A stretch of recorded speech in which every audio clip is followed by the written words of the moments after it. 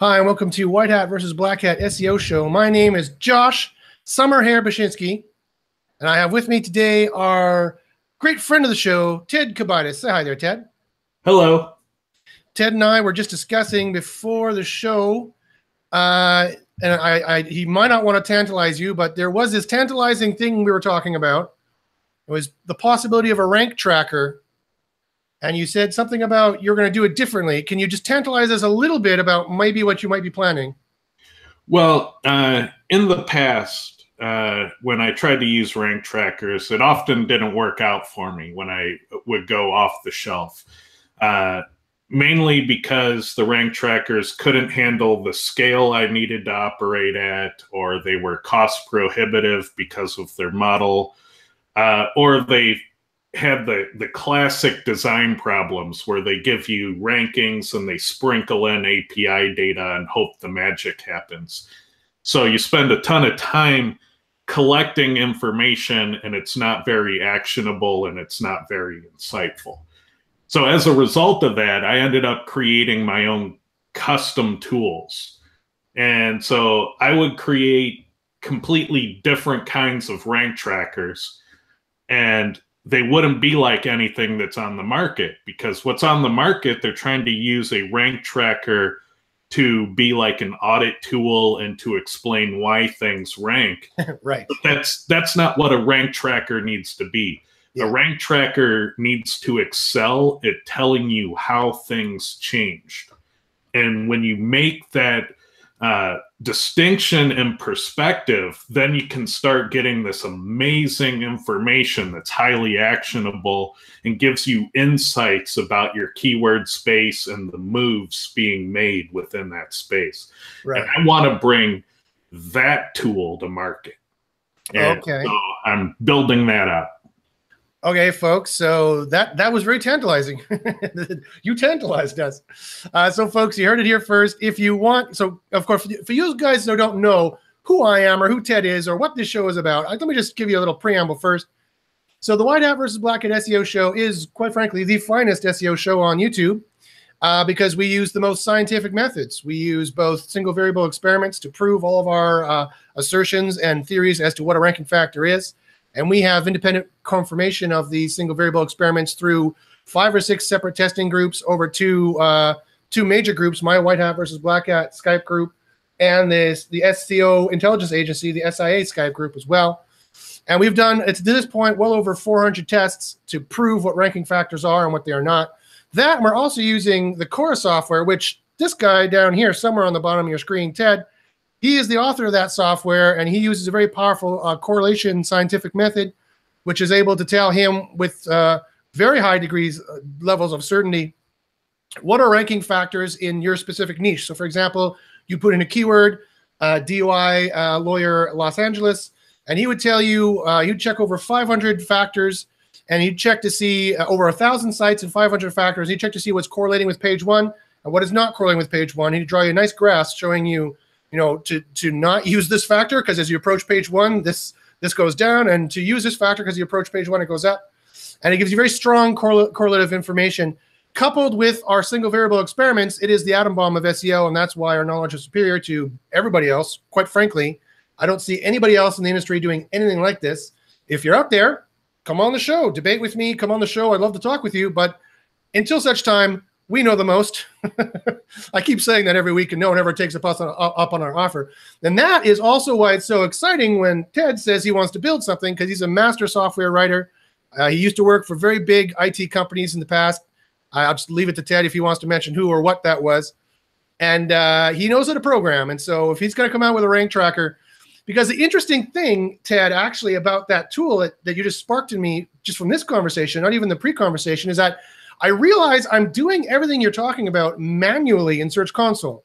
When I make a change using Page Optimizer Pro, which is another friend of the show's, Kyle's tool that he used based off of research to make on-page changes, and the results are astounding. You get like 30 position shifts up 90% of the time, or at least you always get a shift up the vast majority of the time because of his advanced single variable experiments he's been doing and we've been doing in on-page ranking factors.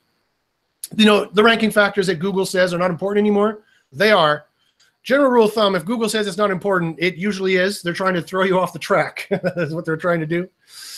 And I go to Search Console, and of course, what it's doing is it doesn't just bring you up or down for one single keyword. As you know, it'll bring you up or down for like a family of keywords. And so you have to track like 20 different ranking positions. And so I'm doing this manually and trying to see, okay, well, this has gone, gun shows 2018 has gone up, but gun show 2018 has gone down. And like, what's going on? What's going on with the semantic latent indexing and why the fabric of all of our keywords in our LSI, why has these queries gone up, but these two have gone down, and I want these to go up too. So I have to check this manually, and it takes me a lot of time to check 100 different keywords and keyword clusters, where they're going. If you had some kind of ranking tool that could do that automatically and could warn you, hey, this has gone up, this has gone down, it would sure as heck make my life a lot easier. So I fully applaud this rank tracker. If you want to get this rank tracker, folks, from Ted, put in the chat, put in the comments down at the bottom of the video. Yes, rank tracker, please. I was checking a previous video from a few weeks ago, and a lot of people did ask for the local Cora. Oh no, Ted's gone. Oh, he came back. A lot of people, I don't know if you heard me, Ted, because you got scared at all the rank tracker you need to build now, and you left. You're still muted there, buddy. But a few weeks ago, everybody asked for local Cora, and you're still doing Cora 3.2, 3.92, I believe you're at now. So 3.94. So you're 2 versions ahead. So you've got a lot of work to do. If the indication of what everybody wants here is makes any sense to you, you've got a lot more programming to do. So get to work. What are you doing on my show? Get back to programming. No, stay on the show. Stay on the show. Okay, so as I said, this is the White Hat versus Black Hat SEO show. If you have any SEO questions and you're watching on YouTube, on the top right-hand side, just over here, you should see a chat box. Please ask any SEO questions that you might have. If you don't mind, you see how blind I am with these big Coke bottle glasses. Please put a number of asterisks by the that was the wrong way. It's over here, I guess. I just realized my playback is pointing the wrong way. Here we go. Please put a bunch of asterisks beside the question so I can see it with my blind eyes, my blind old eyes. And okay, so today, what's on the show? Today, I have a special kind of presentation for you guys, and I want to whet your appetite a little bit about stuff that's coming down the pipe. So for those of you who don't know, I offer a number of SEO services, all the way from client services, full audits on sites, which are guaranteed if you follow the audit to get you to page 1, guaranteed. That's how confident we can be in our SEO theories that we can make guarantees. And I have a mentorship program as well. The mentorship program is more of an educational kind of program. It's a bit more entry-level priced. And for that group, my mentorship group and my apprentice group, who does free work for me, next week and every month after, actually, the 4th Thursday of every month, I'm going to be offering a private course only for my mentors, for my mentorees, an SEO 101 course, Thursday afternoons, I think around 2 p.m. Pacific. And I just want to give you a sense of what I'll be going through and what you'll be missing if you don't join the course. So let me show you. So this is a bit of a freebie, a little bit of a giveaway of some of the stuff, but there's way more that's going to be in the course because I want to give a little bit away to my regular viewers, but I don't want to give it all away so that the mentorees, why did I bother paying you for giving it away for free kind of a deal. Of course, there's more in the mentorship program than just this course. You get to ask me questions. There's a Skype group, et cetera, et cetera, et cetera. And you get weekly meetings of the test results as well. But here's what the SEO 101 course is going to kind of encompass. Here's just some tidbits, just some little teasers that what I'm going to have in there. So I'm going to go through essentially my audit document. My audit document is really kind of my SEO Bible, and it's the kind of template I use that I base every SEO audit I do, and all of my SEO processes are based off of my audit. If you don't have a good SEO audit to start, then you are in trouble because you could try throwing links at something or building something up, and you have some technical or quality problems you didn't even realize, and you will never get anywhere. So it's a huge problem. Already, Peter from Poland has said yes, rank tracker. So you already have one request for the rank tracker there, Chad. Okay, so here's just some snippets here. Here's some different ones I'm going to go through from my my audit document, and I'm going to be going through my entire audit document, and that's going to be the basis of my SEO 101 course next Thursday at 2 p.m. If you want to join that, wait till the end of the show, and I'll give you information how you can join that. But here's some of the information that you'll learn. So here's the first thing. I break it down into major and minor issues, and that's how you should do any kind of SEO audit, in my opinion. And the first thing I do is I got to remind you here that Google is moving to mobile-first indexing. They're already moving over. And it's not a double index. It's a single index. It's not the mobile-first index. It's mobile-first indexing. And I just need to warn everybody that this could be a possible ranking issue on in a number of ways, right? So basically, if they're changing their mobile agent over to mobile, they're changing their crawling agent over to mobile, and it'll get the mobile version of your site. If you have an M.dot site, however, that is on a separate URL, you could have huge problems, theoretically speaking, in that your links may not be counted, you might not have the same content. So basically, you should just be checking to make sure that all of your mobile factors are the same. And here's another thing that I just need to point out for the mobile first index is that although I hate AMP because it's not completely a Google proprietary technology, you know, Facebook has an AMP as well, but essentially in the SEO world, it is a kind of Google proprietary technology. And although I hate it that Google kind of owns your content, you put your content on Google, at the same time, it is super fast, and it does seem to get some kind of secondary ranking benefits, although Google keeps maintaining there is no primary benefit. And in our single variable testing, we keep seeing that there is no primary benefit, but I think there's a benefit from speed. So the loading times are like 1 to 2 seconds. So if you can go AMP on like text pages, on info pages, it doesn't really work very well on e-commerce pages or at least shopping cart pages. And if you can go AMP, if you can't get your responsive design down to 1 to 2 seconds, you might want to go AMP. And so that might be a way to go. Also, it's a very good idea when you're checking those things to check to see if how your mobile experience is going on and to make sure your mobile experience is going on, because you could be missing out on tons and tons of traffic because your mobile design is not set and you think everyone's just searching desktop in your niche, but they're not, because you'll be surprised at how big mobile searching is getting. Google threw out stats like over 50% of their searchers are now on mobile. So that could be a lot of people filtering down to you that you're missing. So that's another thing you should be checking. So again, these are just some tidbits. These are not in order. There's just some tidbits from my SEO 101 course that I would be going through, and my audit I'll be going through next Thursday. Not tomorrow, but a week tomorrow. So internal bounce. Here's another one that a lot of people miss, is that in 2012 they released a Panda patent, and they talked about number of hops, and that's how you would determine a organic quality score. And again, this is just something to check for, and it's also something to check for conversions. Whether or not Google is actually using this, it'd be hard to test, but they did release the Panda patent, and then suddenly a lot of people's rankings were having trouble with this new rolling Panda that they have going on. And I did test traffic to a page, and I know for a fact they are tracking traffic to a page and the general sentiment of that traffic. But this is good to fix alone just for conversion problems. So let me tell you how it works. So if they go, for example, let me just stop sharing this screen. And let me start sharing another one here.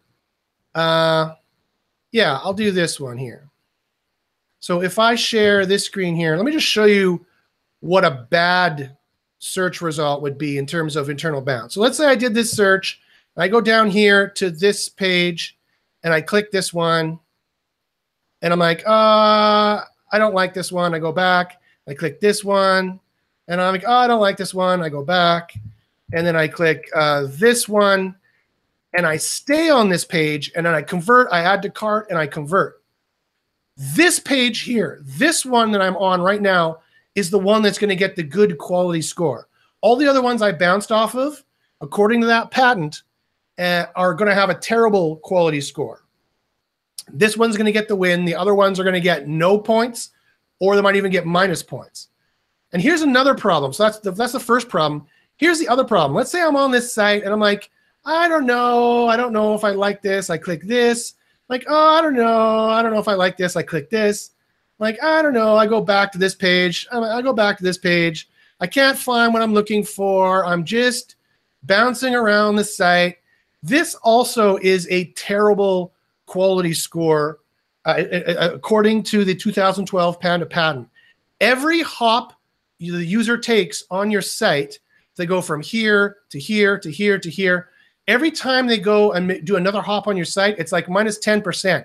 The quality score is like PageRank. It's like out of 100. So if I went and just converted on the first page, that'd be a quality score of 100%. The best interaction as far as Google is concerned is here. Let me go back a bunch and show you. The best interaction as far as Google is concerned is I do some kind of a search. I click on the page. This is not good. If this is a 301 or not a product involved. Let's say I click convert and I convert on the same page. That's it. A one-page answer is the absolute best result as far as Google can tell through clicks. The more hopping around I do, the worse it looks to them and the harder time they have at telling that you're actually helping the user in finding what they're looking for. So again, this has to do with conversions.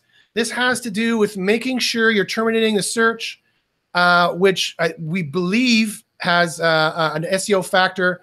And even if it doesn't, it is a conversion factor for you. You need to be converting as quick as possible and get rid of the click bleed. So this is an SEO factor that I'm willing to put my name on, even though I have not tested it, even though I just bragged about having tested all the things I talk about. This is one of them that I haven't, because it'd be hard to do in a controlled environment, although not impossible. But I still talk about it because these are going to, fixing this is going to boost your conversion. You don't want people hopping around your site a lot. So that's why I recommend this one. And there's more logic like this built into the audit and built into my course.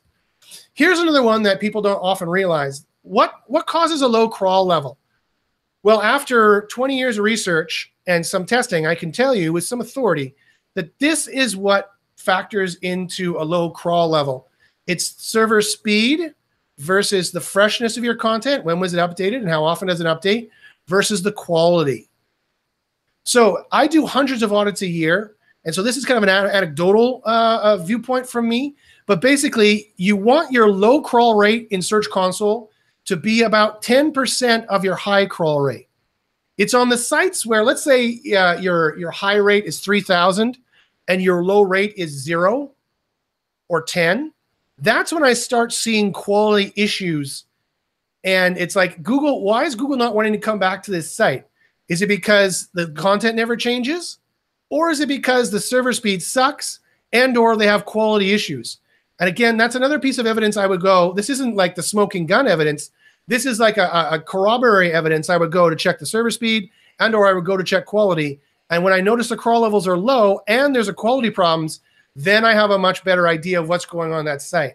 Or I notice if the crawl levels are low and there's a server speed issue, again, that's when I start to know what's going on this site and what kind of things you should be fixing, where you should be focusing your attention in terms of technical and quality issues that you need to fix before you can even move on to going and fixing links or on page. So that's a major diagnostic kind of tool I use, a major kind of diagnostic process I use based on 20 years of experience and a lot of research and experiments. I also, of course, take a look at backlinks. I will be talking completely about the kind of suspect backlinks I look for, when you should delete them, when you should not delete them, what kind of links you need to get, where you need to get them, how much they should cost, the frequency you should get them at, the anchor text you should be using. I will cover all that in this course, and I cover all that in my audit as well, looking at your actual backlinks. But I will cover all this in the course coming up week Thursday, and every month I'll be running this course. So if you don't want to do it this month, you can do it the next month. I plan to run this course every month for people in my mentor program. Okay, so there's also some more information about speed. I will go through, I'll show you the testing I use, but here's a little freebie I want to give out for you. If you're having, a lot of the time, a lot of the reason why the time to first byte, sorry, let me back up. There's two factors in speed that you have to worry about. There's the time to first byte, and then there's the render time it takes to paint the page. The time to first byte can be a killer because we have tested this and it does make a difference in ranking. I also personally tested the processing time of how long it takes to paint the page, and that is also a direct ranking drop as well. Whether you have traffic or not, I've proven this through 3 or 4 tests. We just grabbed random CSS and JS from Walmart.com and other huge huge websites, and we just pulled it into a page and called it, and we just made it, slowed the page paint time down by 8 to 20 seconds, and that page tanked. And it didn't come back until we removed it, and it took weeks to come back.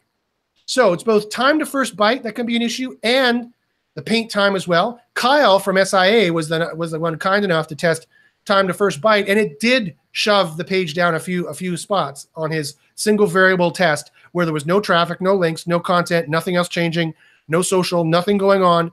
These are completely single variable isolated environments that we use for testing, and we have never seen the real world violate our single variable tests ever. So we can trust our testing environment. We have dozens of servers that we run over time, and we let the pages normalize, and so we're very sure about our results.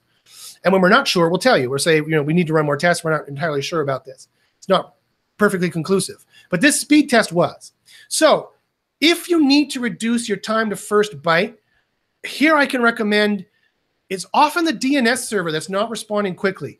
As I'm sure all of you know, if you want to be SEOs, you should know about web ecology and how this all works. When a user makes a request of a web page, a request gets sent off to a DNS server, a domain name server, and resolves the domain name you've requested with the IP address that content is actually hosted on. The DNS servers sometimes can take a quarter second, but sometimes it can take up to a full second to answer. And that means that your browser is just sitting there waiting, and it's not the fault of the website you're trying to go to. It's the fault of the DNS servers that web server that the website is on is using. So this DNS made easy is usually a really quick DNS. It usually responds under 0.5 seconds. If you're having trouble with your time to first byte, check. It could be your DNS service. And so you want to fix that as quickly as possible. And also, people have recommended Liquid Web as hosting. It's very fast hosting. It's a little bit more expensive. But if you're having trouble finding good hosting, it's another host I can recommend there. So that's a good freebie. That's a good takeaway for you guys. Okay. In my SEO 101 course and also in my audit document, I will include all of the local factors that I look for. Hat tip to Ted, who gave me a big, huge list that he's been using for local for a while. And I've been testing that and using that, and that was actually really good as well. So here's just some top 7 tips you need to look at when you're doing local. Remember, to rank in the map pack, you need local signals. There are different signals above and beyond the information signals. So the number one ranking factor, actually, I don't even list here, it's geographic location. That's the number 1 local ranking factor, is geographic location of you relative to the searcher. However, that being said, you can't, if you've already chosen where your business is, then you've already set that. If you haven't, make sure you buy a business, an office in the center of your demographic location you want to serve, because it is the biggest ranking factor for local. However, other than that, the biggest ranking factor really that you can modify, in my opinion, is reviews and ratings. Reviews and ratings are always the best one to get. You always want 4 to 5 stars, in my opinion, or more. And you want them anywhere and everywhere, preferably from real aged Google accounts or Facebook accounts or whatever they are. You can incentivize or buy them. You can tell your customers that if they liked your services or product, to give you a good rating on Google. There's nothing wrong with that. You can tell all your friends and family to go give you a good rating on Google. Josh, can I chime in on this one? Please. Bad reviews aren't always bad. Like in online retail, you'll get 1 and 2 star reviews on things like apparel, where people will say, I ordered a medium, but it fit like a, and those reviews don't really hurt the sales. They set the expectation of the customer to know that its size is a bit small. And if there are quality problems with your product, it's a feedback loop so that you can find out and stop selling those or pick better products. And the other thing about the reviews is you can't have all 4- and 5-star reviews. Google's going to look at the frequency distribution of your reviews, and if they're skewed, they're going to deny them from showing. So you need to have data that at least looks authentic, and that means you're going to have 1- and 2-star reviews. Yeah, no, I agree totally with the first part you said. Yeah, sometimes a bad-looking review is not a bad review. It's an opportunity to change. It's an opportunity to get feedback on your products and services, for sure. 110%, I agree with that. Yeah, and definitely if you're getting some negative reviews or off-color reviews in there, you should for sure respond to them. Show the world that you're responsive. Show the world that you're a good company and that you want to deal with the problem if there's a problem. One time there's a restaurant close to me here, and I gave them a really bad review because it was just a terrible experience. And they did the right thing. They responded to me right away and gave an email address and said, "Hey, we're super sorry you had a bad meal, and that even though your wife asked for gluten-free, we served her gluten and she was sick all night. Here's an email. Please come in for free food." They tried to do their best to deal with that problem. And so, that's a good thing that they did that. And so I totally agree with that. I agree what you're saying. The logic of not always having, you can't have all 5-star reviews. Let's put it that way. It's an actual enforced rule with Google. If you're an online store and you have no 1- or 2-star reviews, they will actually post errors in your search console and say that you can't, you're missing data, your data's skewed, and they'll prevent your schema from appearing in the search results. That's interesting. That's interesting. I've never seen that myself personally in Search Console, but I would of course totally believe what you say. My question is, I wonder exactly where that threshold is. Like, could you give yourself a few 3 reviews and then that would be okay? I think it depends how much data you have. Like, if you only sell 2 products, then what can you do? But with the retailer I was at, we had 25,000 products, and they can't all be winners. I mean, right. They can't all be fantastic, right? Yeah. So, watch your Search Console for that error. That's very important. Here's a big one that people don't really seem to get, in that I would never recommend you get directory listings or directory links. But quite frankly, it does seem like you need some kind of local citations, and local citations do seem to help in local ranking. But you have to be very, very selective in the local citations you go for, in my opinion. I would be much more careful than the run-of-the-mill person usually is. I'm talking like I would prefer to have more what I'm talking down here about, like be listed on the Better Business Bureau, Yelp, Zagat, Facebook, Amazon, all those places, as opposed to like Josh's business directory for Winnipeg, Manitoba, that has 100 links on a page. And, I would check the quality. Usually the paid only listings are higher quality, and I would only go with that kind of a thing. And I would go with everything else first. Your Google My Business, make sure that's filled out. The map listing is completely filled out. Make sure if you have any amenities at all, any amenities, including free parking, make sure to list that you have free parking. Believe it or not, I don't know if Google is still doing this, but I did get a leak from an actual Google contractor a few years ago that if you have amenities like free parking, they literally have an algorithm that checks if you say you have free parking or other kind of amenities like that, and you do get a boost for offering free parking. So if you have free parking, if you have any kind of amenities like open 24/7, free consultation with this, free coupon to that, if you come down, free parking, whatever you kind of amenities you offer, list them in your Google My Business. Even if Google doesn't have a boost for it, human beings will see it, and it's a sale like anything. Every transaction online, every mini decision they make is a sale, and you need to sell them on every mini decision, every mini conversion they make. And you need, and how do you make sales online? you need to list the sale value propositions along with the conversion button for every mini decision and every mini conversion they make. And you have to think of it like this. So it's a decision for them to search. It's a decision for them to click you.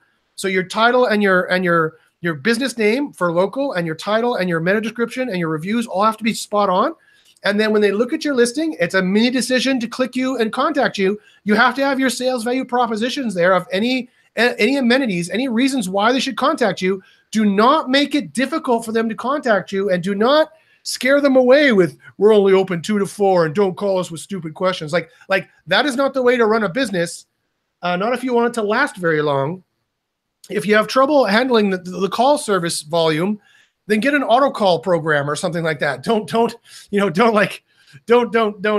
I would rather see you lean on the side of selling them properly at every mini decision, as opposed to like trying to ward them off, because that will turn on you. Google will turn on you all of a sudden. This happens to a lot of customers in the global rankings, where they used to have a big long contact form that was like 20 things you had to fill out, and they're like, well, we don't want to just answer the phone and then have to talk to customers. We want to do a pre-sale here. And I'm like, yeah, well, this is part of the reason why people are bouncing and going to another site. And as we already covered, that is a quality factor. That's a Panda factor, right? So business listings, like you should be on Better Business Bureau, Yelp, Facebook, Zagat, if it still exists, I'm not even sure. Amazon, all these places. You should definitely get links and stories from local businesses, newspapers, and charities. Partner with your local charity, partner with local businesses, run charity drives. Those are golden links for local kind of ranking. And Amazon service, go to this URL and list yourself as an Amazon service and get ratings and reviews here. If you have good ratings and reviews from Yelp or Amazon, then you take those ratings, you put them on your page with a review schema that I've proven actually does not give you any kind of a minus, although you can bubble up to the manual team. So you get the review schema, you just put it on there, you give yourself whatever review they've given you. If they've given you 3 out of 5 stars, then you put 3 out of 5 stars in your review schema, and then you put the link to Amazon there. So when it bubbles up to the manual team, they go to Amazon and say, oh, it's true, they actually have those reviews, good, and you don't get a penalty for it. And last but not least, you do have to have awesome on-page user metrics. You do have to convert. The Panda for local is called Pigeon, and it will give you some trouble. So again, this is all I have more pages and pages more of stuff to do for local that I will cover in this SEO 101 course. Let's move on here. I got a few more little tidbits left for you. Then I want to get to your questions. So here is my suggestions as to how to change your title. Like, look at this title here. This title does not differentiate. This title does not motivate. You need to differentiate and motivate in your title. Like, look at this snippet here. This, I would argue, and I have the data to prove it, this kind of title and meta description will get much higher CTR than the previous one. So it still has the keyword in it, but the keyword doesn't have to be left-leaning. It doesn't have to be left-leaning. You get, Kyle tested this, and you get equal ranking for having the keyword over here than you do over here. So write some kind of cute or some kind of cutesy or some kind of sticky or some kind of clickbaity title, and it has a call to action. Check out these awesome dog costumes. That's a call to action. Check out. Statistically, it is proven in social psychology. Sorry, I can't even talk anymore.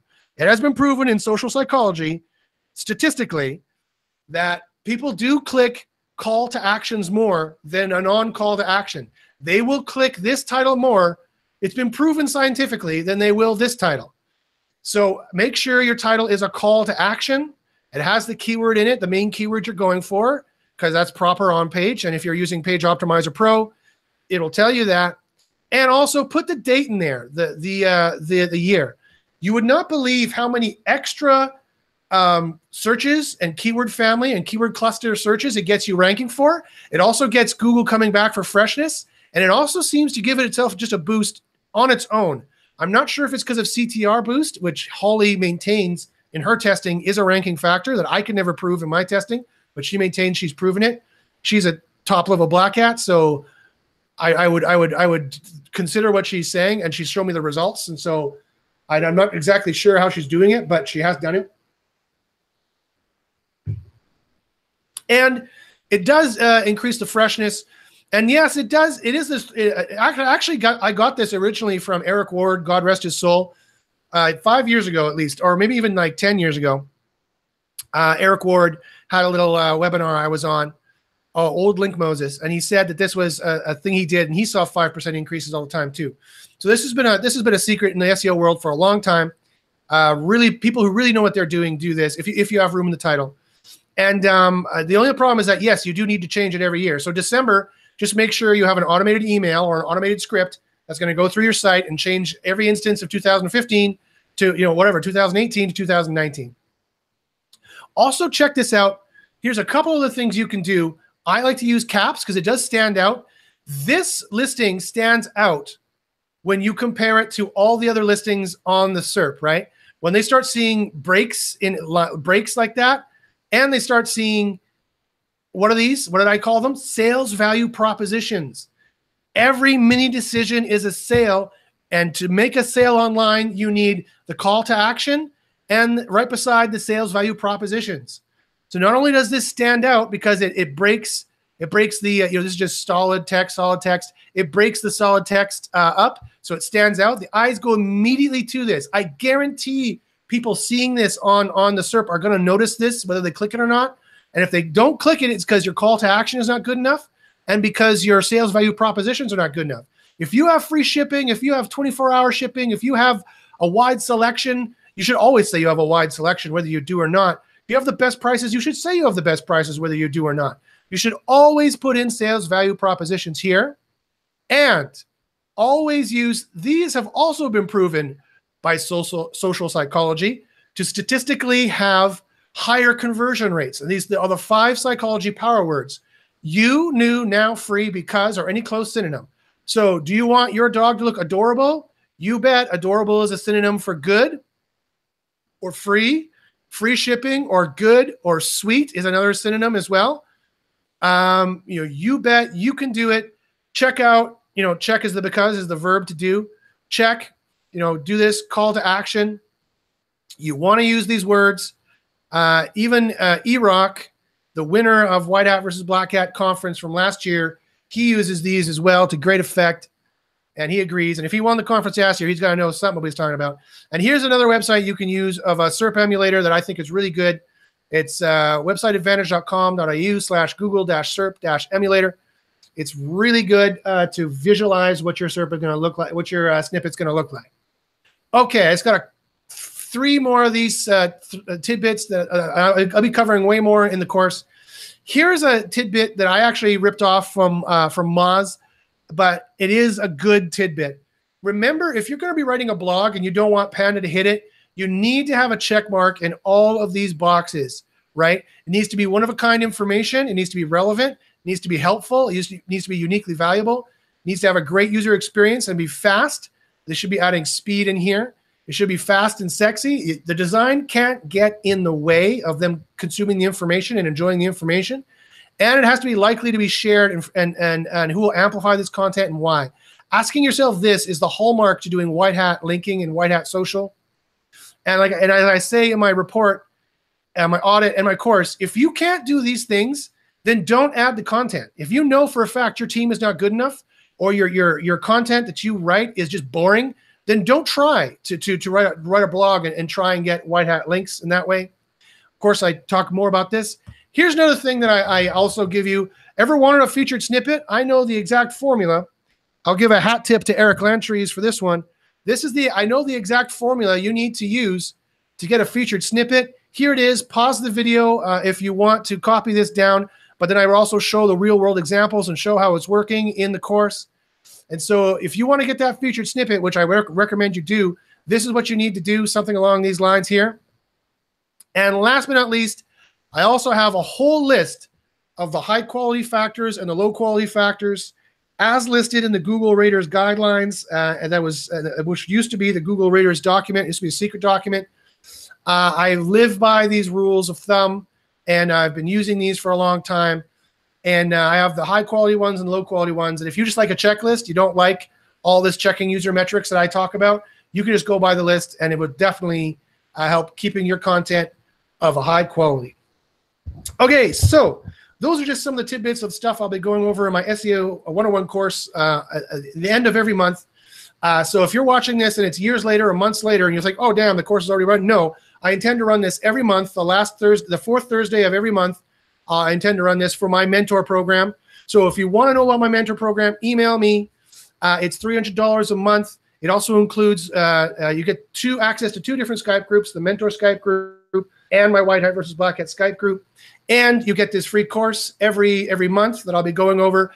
And the reason why I'm doing that is because people are asking questions. They're getting information from Black Hat World. They're getting information from other jerk-offs here on YouTube who have no clue what they're talking about, who have no scientific data behind the suggestions they're making and the courses that they teach. So I'm going to be basing my course and my audit process, all my entire SEO process is based off of all the research that I've done and the scientific single variable experiments that I've done that corroborate, with Cora also corroborating. I usually have 3 sources of evidence. I see it in the real world. I've tested it in a single variable experiment, and Cora correlates. I usually have the holy trinity of SEO knowledge is those 3 things there. And then the fourth, if Google also says don't do it, then I have 4 levels of confirmation that this is a ranking factor for sure that you should or should not do. So that's what my SEO 101 course is based on. It's going to be for my mentorship program only because it is that important information. I can't just give this out, for free or low information. You could join the mentorship program. Email me at joshbachynski@gmail.com. It's $300 a month. If you just want to take the course once and you just want to talk on the Skype groups, you get the 2 Skype groups. You get this course. You also get a meeting every week where you're allowed to join in at my test result meeting on Monday morning at 10 a.m. Pacific, and you can actually ask me SEO questions where I go into more detail and depth about the SEO questions as well. The White Hat Skype group gets to watch that meeting, but the mentors and the apprentices actually get to ask questions during that meeting, and that's kind of my tiered level. I'm kind of like Patreon. If you guys know what Patreon is, that's kind of do my services. I have the free answers. I have this free show where you can ask questions and I answer them. I have free 5-minute answers on email. Next level up from that is my Skype group, which is $44 a month. And you can ask questions 24/7 of me and Ted and all kind of other SEO experts. And then I have the mentor, and you can watch the weekly test result meeting, my mentorship program, where you can join the weekly meeting and ask questions as well, where I go into more detail and more depth. You get to actually influence the tests we're doing and help with the testing. Also, you get that monthly course. And then you get to actually be a client of mine at anywhere from $500 to $5,000 a month, where I'm doing the SEO work, I'm doing the SEO audits and stuff like that. If you ever wondered how Josh's services work, that's the tiered level how they work. Okay, having said all that, so if you want to join the mentorship program, if you want access to this SEO 101 course, email me and you can join my mentorship program. Now let us go here to the questions and let's see what we got going on here. What kind of SEO questions I can try to answer. Peter from Poland asks, what is the best way to reduce bounce rate? That's a very good question. I think I know who Peter from Poland is because it's a very open-ended question. So like another guy, Peter, who I think is my mentorship program, who asks a lot of open-ended questions. And so I have to give kind of an open-ended answer. It depends on what's causing the bounce. Is it the speed? They don't like the speed. They don't like your design. They don't like the colors. They don't like the layout. They don't like your prices. You need to install something like Crazy Egg and watch where they're clicking and watch the recordings. Crazy Egg is great. I don't know if Hotjar does this. I think it does. But Crazy Egg is great because not only does it give you a snapshot of where they're clicking and scrolling, it also does tons of recordings where you see where they're moving their mouse and what they're doing. If you watch 3 or 4 or 5 recordings, at that point, you really start to realize what they're not liking on that page. And that is invaluable information. I've saved websites, businesses just from that information alone of seeing where they're not clicking on the page and what they don't like. So I would get Crazy Egg or Hotjar, and if Hotjar does this, I'm not sure, but I know Crazy Egg does this. It does recordings, and watch on, if you have mostly mobile, watch the mobile recordings. If you have mostly desktop, watch the desktop recordings. If you have mostly tablet viewers, that's weird. I've never seen that ever. You're going to have mostly mobile viewers. You're going to have mostly desktop viewers. And if you have both, then look at both and watch the recordings and see where they click. And you can tell. You can usually start to tell what's turning them off. And then you got to fix whatever that is. And you got to just chase it. You chase the clicks until they're getting to the point you need them to get at. Other rules of thumb there, Peter, are always have a call to action above the fold. Always for left to right readers. If you're writing for left to right readers, which is pretty much every language of the West except for Hebrew, they're left to right readers, right? We start at the top left, we go down to the bottom right. So that's the way our eyes do. We do a Z pattern or a Z pattern for my fellow Canadians. We do a Z pattern, and we go from top left to right to bottom to left. And so the call to action should be in the middle or should be on the bottom right, and it should be above the fold. And that's usually what they'll see in the order they'll see it. And it really depends on what's turning them off, to tell you the truth. That's kind of like asking, well, how do I get more dates from girls? It's like, well, what's the problem? Is it the hair? Is it the breath? Is it the clothes? You got to fix what's wrong, right? Okay, Keith Schmidt. Blah, blah, blah. Keith Schmidt. I must take a drink because I'm going crazy. Keith asks, have you run any on-page over optimization tests? Any recommendations on what to stay away with from on-page stuff? Keith, that's a great question. Whatever Page Optimizer Pro says, right? So if you don't know what Page Optimizer Pro is, one, where have you been? Two, I'm about to rock your world. This is what I use, hands down. I do not recommend any SEO software that I don't personally use and I know is super awesome. Here's Page Optimizer Pro. Use Josh 5 for 5 free credits in their system. I put it in the chat here, and it's pageoptimizerpro.pro. Use Josh 5, and you can get just do the recommendations that they say, and you're going to see some crazy results. Go back and watch previous versions of the show, and you're going to see us talking about those results, and it's nuts. Yeah. Academically, with over-optimization, though, I know that there's been a lot of people that have found like single variable tests showing, the fall off points. The problem with those tests is there are so many exceptions to the rule that you can find in the field. So violating keyword density, violating any rule you can imagine, there's somebody on page 1 who's thrown that rule out the window.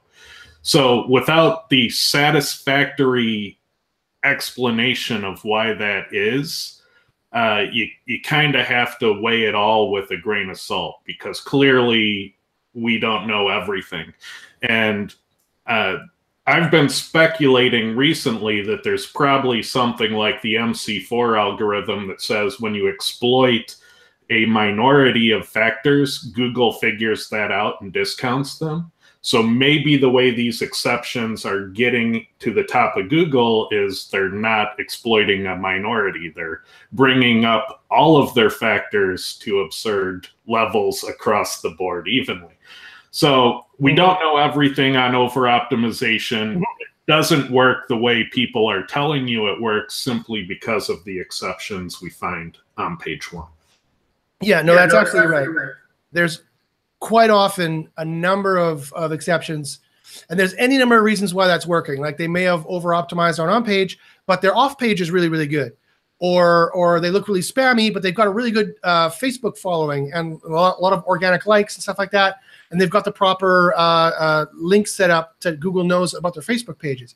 So you're absolutely right. You can always see exceptions to the rule here or there, and it's impossible, quite frankly, to tailor back. And then it also gets even more complex with query deserves diversity. Sometimes Google decides that this page should rank because they just want some diversity on the SERP. And I know we've had that argument quite a bit on how that works and how often it works. I think a little bit more, you think a little bit less, but again, that's what makes SEO White Hat versus Black Hat fun, because we can debate these things. And you're absolutely right. That's another reason why we should be using your software, Cora, because Cora will also give you a much broader understanding of all the factors, well over 500 factors of what is ranking, what is not. And you're absolutely right. Google very well could have not only that MC4 algorithm, but a number of anti-SEO algorithms. I know for a fact they do. Matt Cutts told me so when I had a conversation with him a few years ago. And the specific one he told me about was the one that I see when you're making links and they're really kind of spammy, low-quality links. Suddenly your page starts dancing in the SERPs, and they're just waiting for you to make a mistake. They're just waiting for you to disavow or delete these links or do some kind of SEO adjustment or action. And they might also do this for on-page as well. I've noticed some on-page changes like that as well. So yeah, you're totally right. Of course, we don't know everything. Our single variable tests, we're very confident in them, and I can show you pages and pages of my results. So I know enough to rank, to guarantee I can rank pages on page 1. I can guarantee that, given certain caveats, like you listen to what I say, you do what I say, you let me do my work, those kinds of things. You don't argue with me back and forth, for months and months and months, and then say, well, how come it's not page 1 yet? Well, because we haven't done any work yet, because we're arguing, But I can't guarantee. Sorry. Oh, and I was going to say that's the Achilles heel. Like, everything has its limitations, and the limitation of the single variable test is if there's an algorithm like MC4 in place, then your single variable test will always hit a limit and stop. Whereas in the field, under natural circumstances, you'll get a different result. Yes, you're absolutely right. And so that's, I love that you're firing back a little bit against the single variable test, because Quora works on a different philosophy, which is an equally important philosophy as far as I'm concerned. And Quora is still, if you've never run Quora, that's a problem. You don't have to, I don't run Quora all the time on every site, but I definitely run it occasionally. And I definitely always ask Ted and everyone what's going on with their Quora and what kind of correlations they're seeing. And that is a chunk of knowledge that is essential. It's in the Holy Trinity. It is definitely in the Holy Trinity of SEO evidence that you need. And don't misunderstand me. I love the single variable testing. I just think it's important to understand their limitation and their applicability in areas.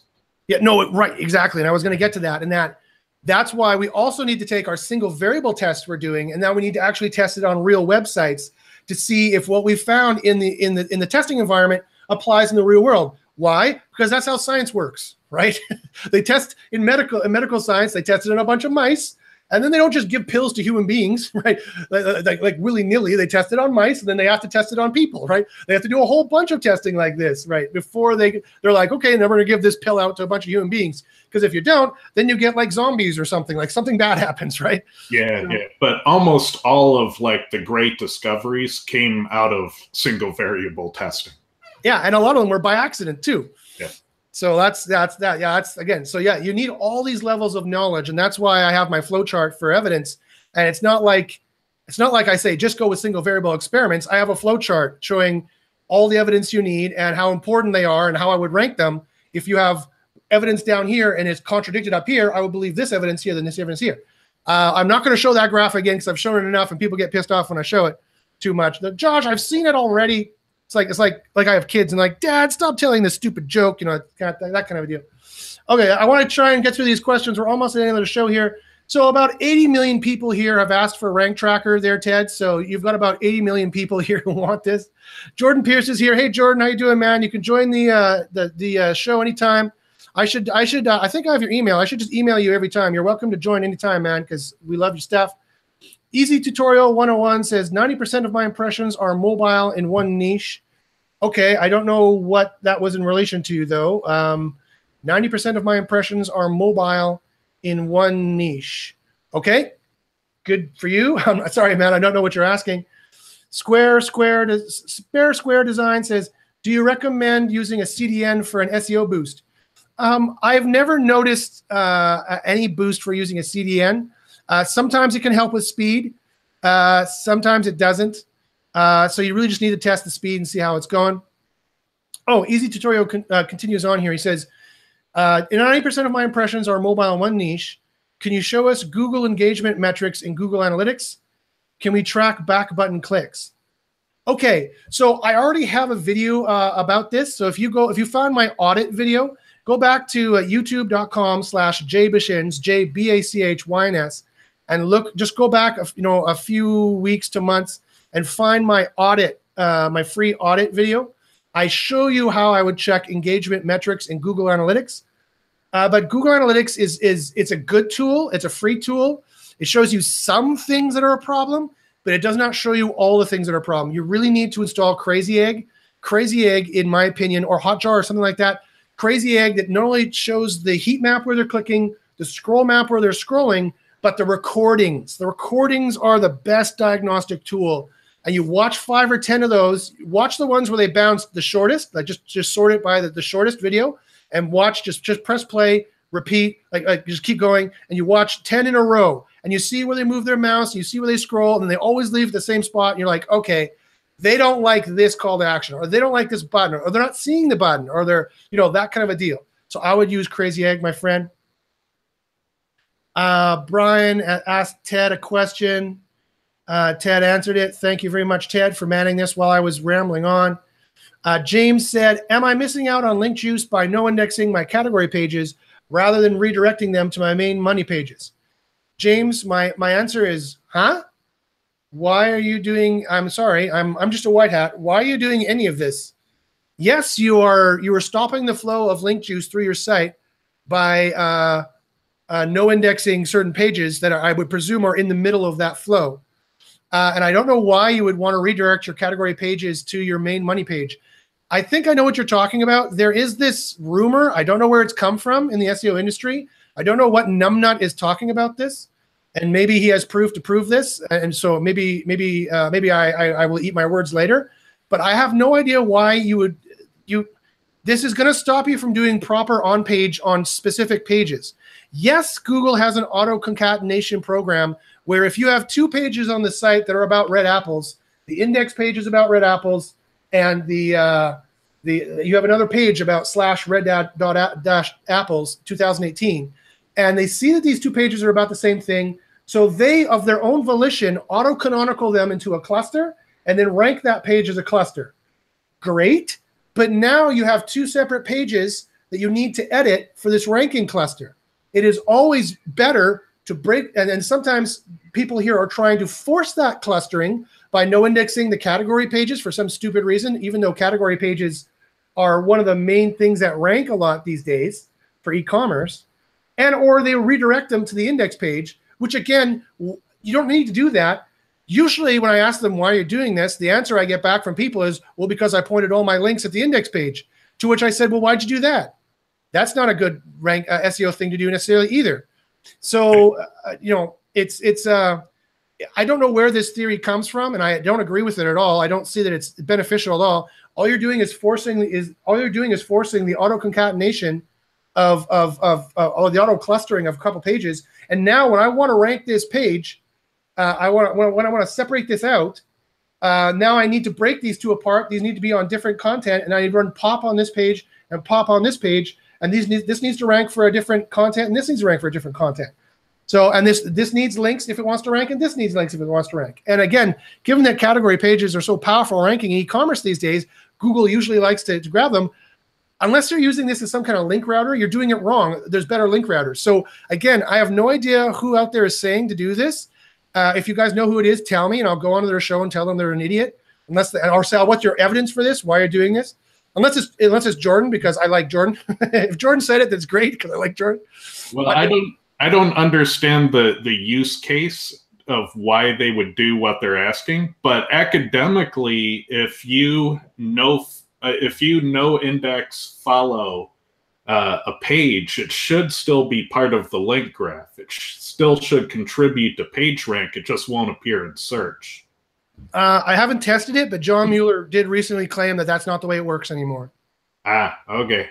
He did recently point blank say that no, if you if we get 404 on a URL, or we see a no index on a URL, it stops the link juice, whether it has follow or not. Okay. So it'll discount. They're treating it more like a 404 now than they are following it through. Yeah, then that's the kiss of death on a page. Yeah. So I have no idea why people are doing this.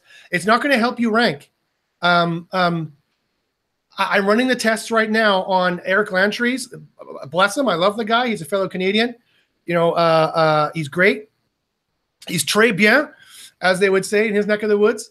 But he has another ranking theory about using the same. It's the same principle where they have 3 sub pages on a subtopic, all linking internally in a mini tree to a main page. And I don't think if that gives you any boost in ranking at all, I think it's just because you made 3 internal links to a page. And so I'm testing that right now to prove that I don't think it's going to give you any special boost. I could be wrong, and if I am about this theory or any other theory, and if they have evidence to show, I mean single variable evidence or core evidence, not just in the wild, they did this on a site and the site hasn't tanked yet, therefore it works. That's not how reasoning works. That's cause correlation fallacy. If they have single variable experiment or Cora or some higher level evidence, isolated scientific evidence to prove this works, fine, then I'll hold my hand up and say, whoops, I was wrong. You're right. I'm the numbnut. But until such time, I don't think that those things are going to work, and I'm going to try and prove it scientifically. So I don't know where you guys are getting this from. Tell me, and maybe I can check it out. All right, we're over time here. Let me see. Do I see any more questions? Any more asterisks for me? I don't see asterisks, and it's not a question for me. Oh, okay, Christopher Ramsey asks, when getting links, what is the best way to see its value? DA, PA, TF, traffic, site quality? Well, Christopher, next week, I'm having an SEO 101 course where I'm going to go over all of that. So join my mentorship program. I'd be happy to have that course for you. It's more complex than just asking that. It depends. It's relative to some other factors. So join my mentorship program. I'd be happy to go over that during the course. Christopher also says, I've tried Page Optimizer, and I don't think it works well for low competition traffic sites. Christopher, with all due respect, it works very well in all those regards. If you want the proof, go to bit.ly/SEO proof. Put it in the chat. bit.ly/SEO proof. No dashes, all lowercase, SEO Those are all my use cases, which has linking I've been doing and has audits I've been doing, but it also has like 5 or 6 different examples of how we've crushed it using Page Optimizer Pro. And if you're a member of my White Hat versus Black Hat group or SIA, they're all crushing it using Page Optimizer Pro. It works. So it's a little complex to understand. And so I would just suggest maybe that you didn't fully put in the proper variant keywords. You didn't properly choose the competition. Dude, I would give it another try. It seriously helps. Dave Keys. Denise, actually. Dave Keys. Here we go. Let's filter in a couple last-minute questions to see if I can answer these. Don't a lot of these so-called isolated tests ignore the real-world algos? So that was the conversation that Ted and I were having. It's a little bit more complex than that, Dave, I would suggest.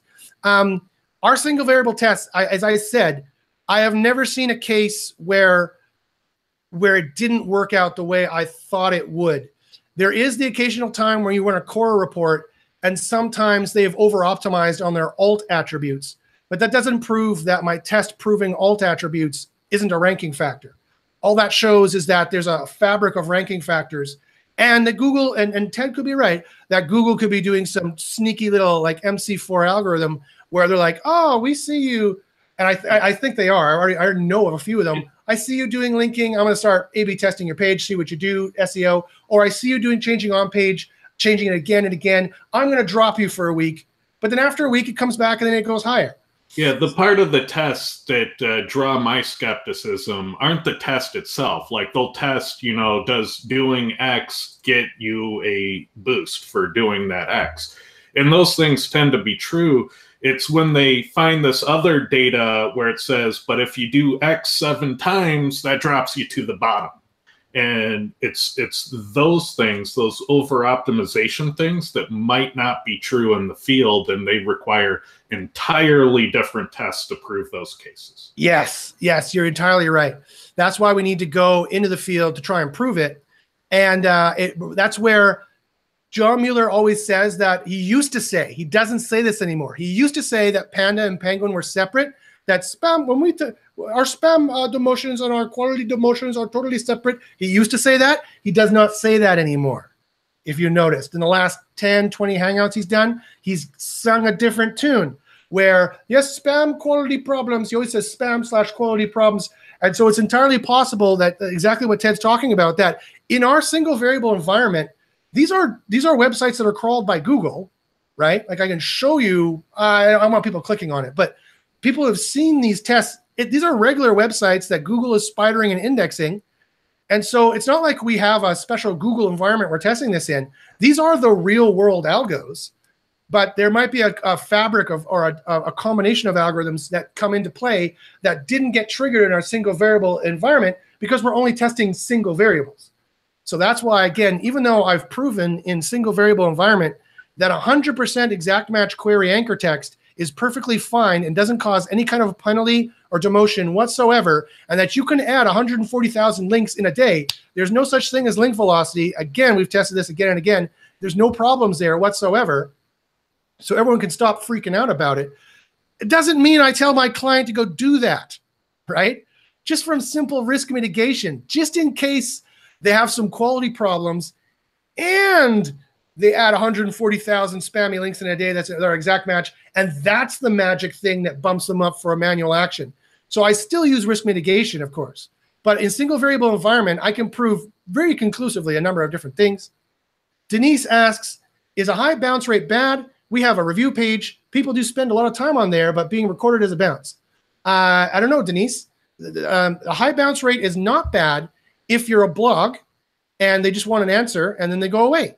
That's perfectly normal. Or if you're an affiliate blog site, like an advertorial page, where you talk about how great your X300 Jag engines are, and then they click on Amazon and go to Amazon to buy that, you'll have a high bounce rate as well, right? Or a high exit rate anyway. Yeah, the Daily Dilbert comic strip has nearly 100% bounce rate and ranks #1 on Google. Yeah, definitely. So it's not that one factor that Google is tracking. It's a bunch of different factors in isolation, and you have to look at your user metrics to try and guess what's going on there and if something is going wrong there. So again, come to my SEO 101 course. I'm going to go over what that is and how that works, or contact me and I can do an audit on your site. And instead of just getting some general information in a course, I can actually give you the actual information and the actual steps you need to take for your website. And I guarantee positive results coming from it. Dave Keys, oh, the questions keep coming. Oh no, I need to get to the end of them quickly before people keep adding them. I used Page Optimizer and it moved a page from 8 to 3. No other activity. Yep, that's a great one. When you're already as high as, page 8 to 3. Oh, okay, I thought you meant spot 8 to 3. Okay, that would have been good too. But page 8 to 3, yeah, we see that all the time. We see that all the time. Spot 8 to 3. We don't often see that. When you're already on page 1, if you're at spot 8, usually we can get like spot 6 from on-page changes, but it depends on how good your competitor's on-page is. Joe says he went from page 3 to 1. Yep, we see this all the time. Page Optimizer Pro works. Page Optimizer Pro, pageoptimizer.pro, use Josh5 as the coupon code for 5 free credits. Hi, Josh, love the show. Thank you. Do you have a favorite WordPress theme for SEO? James, no, I don't. I don't do WordPress. My programmers build websites from scratch. The best WordPress theme for SEO is the one that serves your customers the best and loads the fastest and does not get in the way of them converting. That's the best WordPress theme, whatever that one would be for you. Let's see. Dave also believes in alt tags. Yep, well, you should check out my testing. I've proven that they're a ranking factor, and they are included in Page Optimizer Pro. Dave says, but if I doubled the rate of my link acquisition, it may have no negative impact. That's right. I've shown that you can add, and John Mueller has long said that link acquisition rate is not a factor that they look at, because that's how white hats, theoretically, in this mystical, it's mostly mystical world of acquiring links, which I've done, right? I made a big, huge tell-all article about the conversation I had with Matt Cutts, calling him out, and he quit 2 months later. I don't want to say I was the guy who made him quit, but, you know, I have it known that in the podcast, he's pointing to himself surreptitiously with fingers. I don't want to say I'm the guy who made him quit, but, and I got 1,400 links from releasing that. And that was all essentially in the same 2 or 3 or 4 days. So that's what will happen, right? If you do it the white hat way and you put out this golden piece of content that everyone goes crazy over and viral, you're going to get like 1,000 links in a day. So that's going to spike like this, right? So there is no link acquisition. It's just bullshit. It's just people making up myths just for risk mitigation. Like me, like 5 years ago, that's probably where people are getting it from. I said, I don't know what factors Google are using because I haven't been doing single variable tests very much yet, like I am now, because now I have the time and I have a system in place and I can do it. So here's my best suggestions based on risk mitigation, not based on having any knowledge. You know, trickle the links in, don't use exact match query, blah, blah, blah. I've proven in testing that you don't have to do any of that. There are very important link factors that you do need to follow or you will run into trouble, but it's none of those. It's none of those. And so if you want to know what those are, become a mentor and I'll tell you in the course next week, or you can email me once you're a mentor and you get X number of, depending on what mentorship level you're at, you get X number of emails back and forth with me in a month for me to teach you SEO and what's going on. Okay, James says, thanks, Josh. I actually do not have any content on my category pages. It just lists articles within the category. I was hoping to link those categories to my main money pages through redirect. Why? Why do you want to do that? I don't see any benefit of doing that. Why do you have pages on your site that have no value whatsoever? Jordan says, when is Ted adding the local feature to Quora? yeah, Ted. Jordan wants it now, so do it because Jordan's cool. Dave Key says, a lot of respect for that article, Josh. Thank you, Dave. I appreciate it. You checked out my blog lately at themoralconcept.net. I have even more juicy articles. I've been debating. I've been arguing with Google for the last few weeks with Paul Haar. He's a senior engineer at Google, and we've been arguing. Joe asked, where's the sign up for the membership? And Dave says, where do I sign up? Email me at joshbachynski@gmail.com, joshbachynski@gmail.com, and I will happily talk to you about the mentorship program. And again, if you don't want to sign up this month, you don't necessarily have to. SEO Fight Club asks, what is the square root of a hippo? It is 3 fairies dancing on the end of a pin. So this has been the White Hat versus Black Hat SEO show. If you're interested in any SEO service or have any SEO questions at all, if you want to sign up for this mentorship program, or you want to check out the course next week that I'm going to be doing, email me at joshbachynski@gmail.com. If you want to talk to Ted about Quora, if you want to find out about Quora, or if you want to talk to Ted more about the stuff that he's doing, Ted, should they go to SEOtoollab.com is where they should go? Yeah. If you have questions about anything, just use the contact form. It goes straight to me. Happy to answer questions. But if you want to buy Quora, email me because I have a link for 25% off until Ted decides to turn that off. So don't take long because Ted at some point is going to say, that's it. That's enough of a discount. I'm tired of it. So email me quick. So again, if you have any questions, email me at joshbachynski@gmail.com. I would love to help you out. And as I always say, good luck in the SERPs. We'll see you next week. Where's the damn stop? There's the stop breakfast. Okay, goodbye. See you later.